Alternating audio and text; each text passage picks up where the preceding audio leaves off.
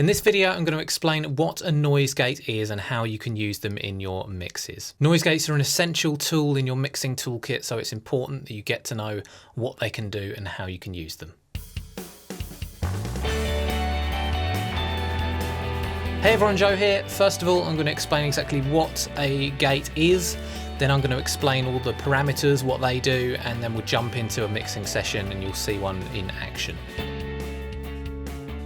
So first of all, what is a noise gate? A noise gate is an audio processing tool that lets you control the dynamics of a piece of audio. In a similar way that a compressor increases the level of your audio, when the audio goes over a certain threshold, a gate will decrease it when it goes below a certain level threshold. So as you can see in this diagram here, we've got our audio there, and then a threshold marked by that red line that's been set. So the gate will be open, so to speak, when these drum hits are above that threshold, and the gate will be closed when the signal goes below. So all of that underneath that red line, you won't be able to hear. Now this is really useful in mixing and in live music for a few reasons. The most common uses of a gate will be reducing the level of bleed if you record some drums. Say you record a kick drum, you've got the other drums very quietly in the background there that have been picked up by the mic. You can use a gate to attenuate those in between the big hits. Say for a kick drum. In live music or where you're recording, you might find a gate used in a signal chain for a guitar, so all the noise that the amp is creating in between playing can be reduced. And it can be used for certain effects in mixing as well, like the iconic gated snare sound that you find in a lot of 80s music. And we'll be going over these in part 3. You'll hear exactly how it sounds and you'll see it in action. Sometimes gates are also used for general noise reduction for poor quality recordings. For example, if there's a noisy mic or noisy cable and you're trying to fix up a recording, you can reduce the level of that noise in between pieces of dialogue or something like that.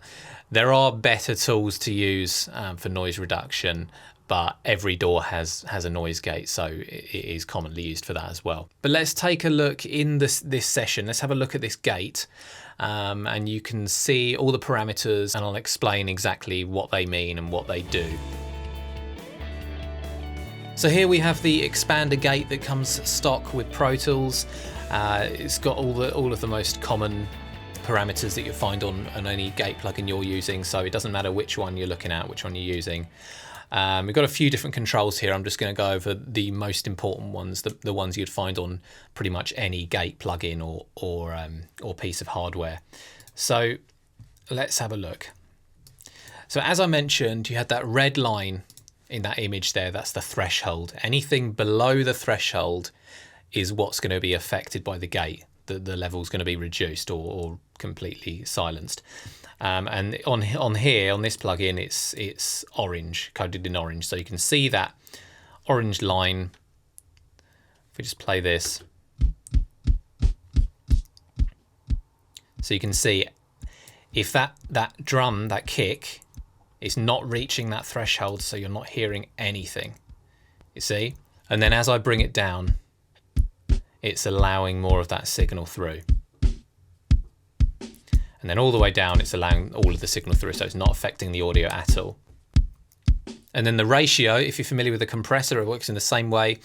The ratio is how much we're reducing that signal by. So the signal that does get reduced, how much is it being reduced by? If we turn this gate off, you can hear this snare. You can hear all that hi-hat in there. So if we bring that threshold up, that hi-hat is now being reduced by 3 decibels for every 1 decibel that goes below the threshold set by that ratio. So if we bring that down, it's only reducing it by a tiny little bit. If we bring the ratio up, it's all the way to 100. It's gone basically. It's completely squashing that signal. And then you'll also likely find some envelope settings on your gate as well: attack, hold, and release. And these again work the same way as with a compressor. The attack is how fast the signal attenuation is going to kick in when the signal goes below that threshold. The release is how quickly it's going to go back to the normal level after it's gone above that threshold. And then hold, you might find this in your gate as well. It's how long the gate is going to remain open after the signal's gone below that threshold. So if you want to make sure your gate stays open for a certain amount of time to let in your snare hit or whatever, you can increase that hold setting and adjust it accordingly. Now I'm going to dive into a couple of mix sessions and show you how you can use a gate in action. So let's start with this snare. What I want to do,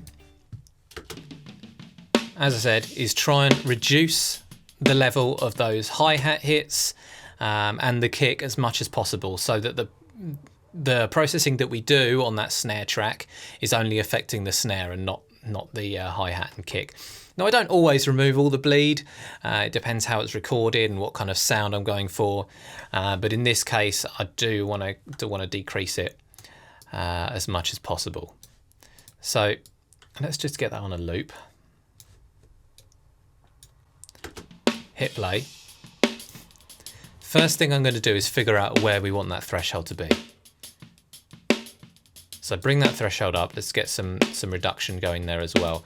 So we don't want it affecting the snare, and we want to keep that tail of the snare in as well, or it's going to sound a bit too tight. And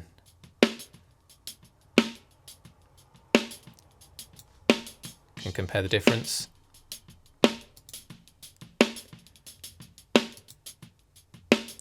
So yeah, I don't think that snare's being affected negatively at all, and it's reducing that hi-hat.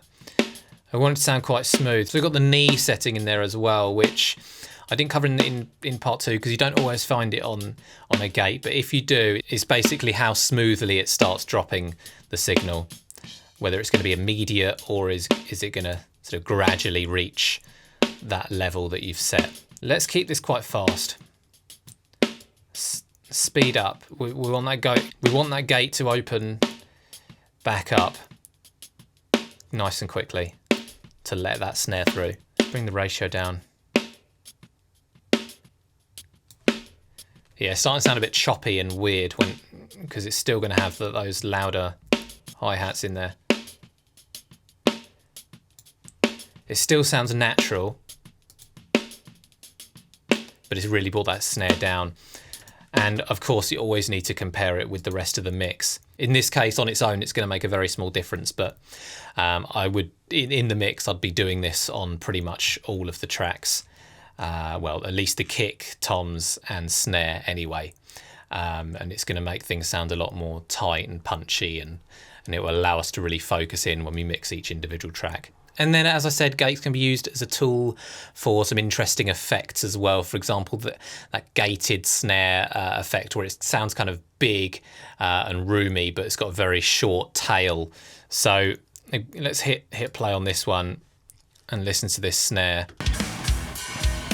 That's got no reverb on at the moment, on that snare. Let's get a nice big long reverb. Let's just solo the drums. So there's our reverb. Now if we stick a gate straight after that reverb, just on the reverb bus, it's cutting the tail off that reverb.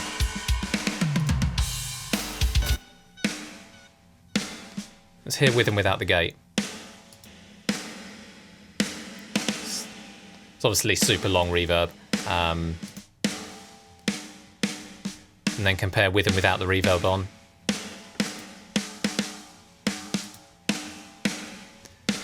Yeah, so it's like a big, powerful reverb, but with a really short tail. And there are so many other things you can use gates for. You can use it for shortening the feedback length on delays. Again, as I said, you can use it to remove noise in between bits of dialogue. Yeah, it's just one of those tools that you'll be using a lot, and it's important to know exactly what they can do. So let me know in the comments section below, what's your favourite gate plugin and what do you use gates for? And of course, if you have any questions, just let me know and I'll do my best to answer them for you. Got a new video coming out every single week with recording and mixing tips, so hit that subscribe button for more. And as always, thank you so much for watching, and I'll see you next time.